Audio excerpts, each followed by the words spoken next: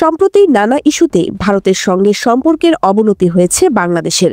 এমন পরিস্থিতিতে সামাজিক যোগাযোগ মাধ্যমে ট্যাঙ্কের বহরের একটি ছবি শেয়ার করে দাবি করা হচ্ছে বাংলাদেশের ট্যাঙ্কের বহর যাচ্ছে ভারতীয় সীমান্তর দিকে। সম্প্রতি ফেসবুক ও এক্স ট্যাঙ্কের একটি বহরের ছবি দিয়ে বলা হচ্ছে বাংলাদেশি ট্যাঙ্ক যাচ্ছে ভারতের সীমান্তের দিকে। আর তাতেই শুরু হয়েছে, চাকরি হচ্ছে না, কম্পিউটারে দক্ষতা নেই, আজই যোগাযোগ করুন জেলা পরিষদ কম্পিউটার আলোর পথে, রংপুর, আসন সংখ্যা সীমিত। আলোচনার সমালোচনা। আসলে ছবি নেওয়া হয়েছে 2018 সালের 7ই মার্চের প্রথম আলোতে প্রকাশিত একটি প্রতিবেদন থেকে, যা মূলত একটি কুচকাওয়াজের ছবি ছিল।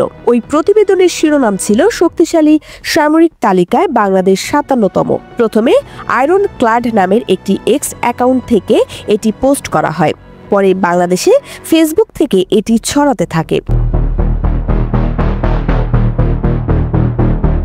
একই ছবি দিয়ে দ্য রিপোর্ট প্রতিবেদন প্রকাশ করেছে 2024 সালের 15ই জানুয়ারি। এই প্রতিবেদনের শিরোনাম বাংলাদেশ বিশ্বের সামরিক শক্তিতে 3 ধাপ এগিয়েছে। ফলে সঙ্গত কারণে ট্যাঙ্কের ছবিকে ভারতীয় সীমান্তের দিকে বাংলাদেশি ট্যাঙ্কের যাত্রা, এই দাবিকে মিথ্যা হিসেবে চিহ্নিত করেছে ফ্যাক্ট ওয়াচ।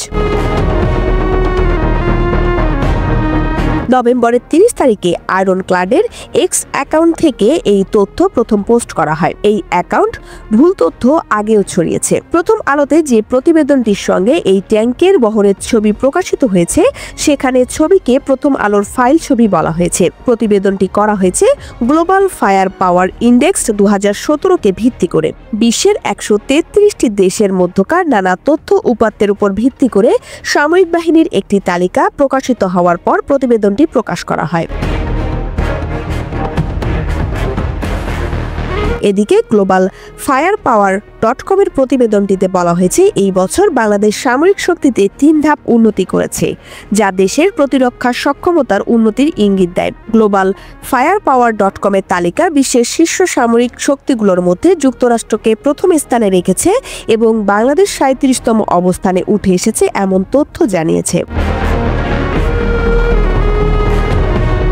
সম্প্রতি সময়ে ভারতীয় মিডিয়ার অপতথ্য যখন ক্রমাগত দুই দেশের সম্পর্ককে যুদ্ধাবস্থার দিকে ঠেলে দিতে চেষ্টা চালাচ্ছে, তখন এই ধরনের যুদ্ধ সরঞ্জামের ছবি দিয়ে বিভ্রান্তি ছড়াচ্ছে কিছু ফেসবুক ও এক্স অ্যাকাউন্ট। এছাড়া এ ধরনের কোনো খবর দেশি বিদেশি মিডিয়াতে আসেনি। ফলে এই ছবি দিয়ে বাংলাদেশ ট্যাঙ্কগুলো ভারতের দিকে যাচ্ছে এমন দাবি মিথ্যা ও গুজব বলে চিহ্নিত করেছে fact watch. Indrani Mukherjee, desk report, সকালের বাণী।